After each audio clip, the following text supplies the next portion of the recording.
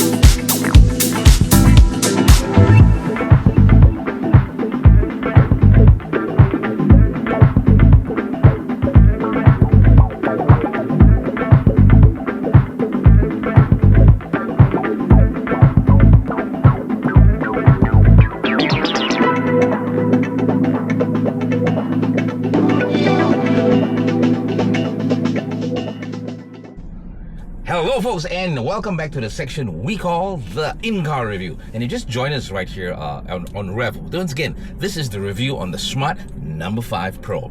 I certainly hope you found the earlier section of the video informative, and as always here on Revv, I didn't want to spend too much time on the exterior telling you about the headlights, the rims and everything else, because once again, this is an EV, and with an electric vehicle, only two very important components which you probably be worried about is the battery and of course the motor. Okay, and I'll be diving into lots of details on the internals of the cars, especially the technology. And that being said, let's kick off our review.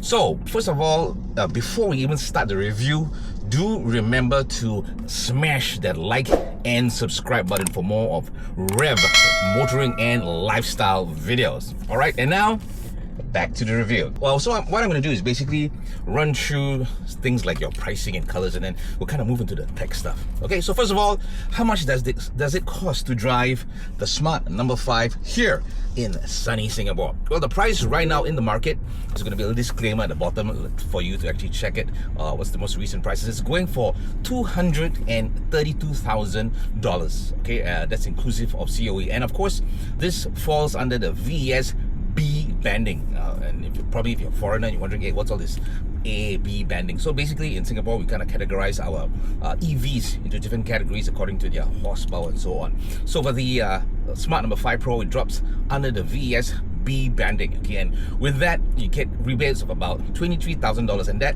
once again, the price which I quoted you is after the rebates. And in terms of color choices, 5 colors for the Premium, and this is the Pro version. There's only 3, and 3 interior color options. All right, so that's just some of the little details which I guess you guys want to know about. So now let's move on to the performance, okay, which is once again things like your battery and so on. In terms of horsepower, for all you power heads out there, this car packs 335 horsepower, and that is, once again, you're talking about sports car category kind of horsepower. That's really a lot. And in terms of torque, it has 373 Newton meters of torque. Top speed goes basically 180 kilometers per hour, and I always kind of like stress whenever I drive an EV, it's really not about top speed and 0 to 100, because for me it's all about the whole drive of the car itself. 0 to 100, this car does it in 6.9 seconds. And with lots of EVs nowadays, I think in most ICE vehicles as well, we have things like your different drive modes, and same with the Smart number 5 Pro as well. It actually allows you to choose between your eco, your comfort, and your sports mode, which I'll kind of show you with some visuals as well. In terms of the drive, the drive movement of this car itself, this is a real wheel drive car. Let's really talk about range and charging, because all these really matters when it comes to an EV. In terms of range, the Smart No. 5 Pro does 465 kilometer range, and you heard a little beeping sound. I'll be telling you about that in just a bit. Okay, and 465 kilometers, the range is based on WLTP standard, which is a world standard. Okay, and to be honest, folks, that's really more than enough in Singapore, and especially like I said, Singapore's doing like, both ways about one distance is like 50 km. So probably if you drive it in the way I do, you can probably last for about a week easily. In terms of battery type, this runs on a lithium iron. How can I help? Lithium iron phosphate battery with a battery capacity of 76 kilowatts, and this only has a single motor. But that being said, it really packs a punch. And now the other thing, which of course when it comes to an EV, is all about charging and how long does it take to charge the Smart No. 5 Pro. Well, in terms of AC charging, or what I call slow charging, it does under 5 hours. And when I say under 5 hours, we're talking about 10 to 80% at an 11 kilowatt charger. Okay, and if you're talking about fast charging or DC charging, you can actually get this guy up and running from 10 to 80 at under 30 minutes. And that is really quick. It's basically like you going for a cup of coffee or grabbing a quick bite, and before you know it, your cars are fully charged. And here's the bigger point: you're not buying this car for its specs. You're buying it to really fit your life and your lifestyle. All right. So what I try to do is I try to give you the pros and the cons of the vehicles that I drive, because it's always not a bed of roses with every car that we take. And what I love about the Smart No. 5 Pro, and this is once again tried and tested based on my experience of driving lots of EVs and also ICE vehicles as well. What I love about this car is the fact that if it's Smart Pilot, I've tested lots of Smart Pilots in different vehicles, and you're probably, hey, what's this Smart Pilot? Well, Smart Pilot basically is the ability of the car to kind of drive itself. Of course, Singapore, we're not really fully autonomous yet, so this car actually, the Smart Pilot actually allows you to drive by itself for like about 15 seconds before it prompts you to put your hands back on the steering wheel. So honestly, I've tried it in traffic conditions, and really this car, I'm always impressed with Smart's ability to have the technology where they actually track the traffic and the conditions all around me so perfectly, which is I've tested a number of brands, and lots of them can't really match up to Smart as well. Okay, the other thing which I'm really impressed about the car is the parking assistant. Okay, same thing as well. It's really easy to use. All you need to just press one single button, and the Smart parking will actually come into play. And it's probably one of the best parking assists and also safest parking systems I've tested. I've tested lots of other cars, and really some of them kind of failed halfway.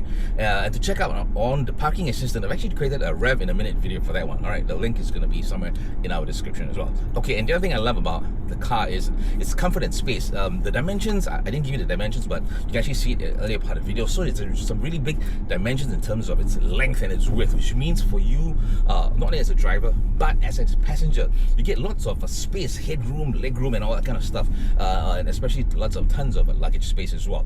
And the other thing I love about it is I have this thing about a good driving position, especially when I drive a car.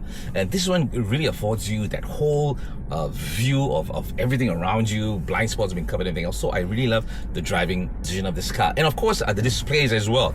Really great graphics, very sharp, very crisp, very fast, I would like to say that. It's really amazing that kind of technology that Smart has put into the car itself. And okay, in terms of responsiveness in driving, and once again, this all depends on how you drive. And as I mentioned, there's eco, sports, and normal mode and sports mode. And of course, there's a bit of lag, especially when you put it in eco mode. So you wonder, hey, why is the lag happening? Because what happens is in comfort mode, the vehicle is trying to save you as much energy as you can, especially in terms of like your ACs and everything else. So sometimes you might get a bit of lag, and that only happens when I've tested it only in eco mode, which is really not a big deal for me. All right, okay, and now those are the kind of the good things about the cars. And let's talk about the problems, not really the problems, but things that I didn't kind of like about the car itself. Okay, I think you heard it earlier, all those alerts were going off. All right, so basically if you go over the line, the departure warning comes on, and you hit a hump. So there's lots of warnings going on all throughout the drive. So you can actually disable all these warning signals. It's basically for your own safety. So there's nothing bad about it. It's really great that they have all these safety features being built into the car. But for me,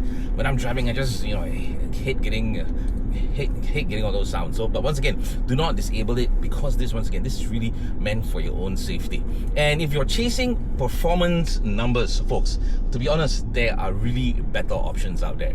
But then again, that's the wrong mindset if you're looking for, once again, an EV or for a car that kind of suits your lifestyle. So I think that's really as much information I want to give you about the Smart Number 5. As I said, driving an EV really is all about things like you as a driver and motorist, you really worry about charging time, what kind of warranty and everything else. And this, once again, you have to actually check it with the manufacturer. In this case, with Cycle and Carriage, who brings in Smart. They will actually give you more information about the car. So would I recommend it? Well, if you want something safe and boring, definitely not. You wouldn't want to get this car. If you want something really exciting, you do. And if you want something with character, something that actually fits this whole Singapore lifestyle, well, this might just surprise you. Alright, so folks, I'm trying to keep it as short as possible by only telling you really important details which you want to know about this car. And that kind of wraps up our drive and our episode right here on Revv Evolution's motoring segment. To find out more about Revv Evolution, whether it's about our cars, our lifestyle, do remember to like and subscribe with all our numerous platforms. Okay, if you have any questions regarding any EVs or things that you want to see right here on Revv, do drop us a DM and we'll definitely look into how we can get that review out for you. Alright, so in the meantime, this is Rene checking out right here on Revv Evolution, and we'll catch you on our very next episode.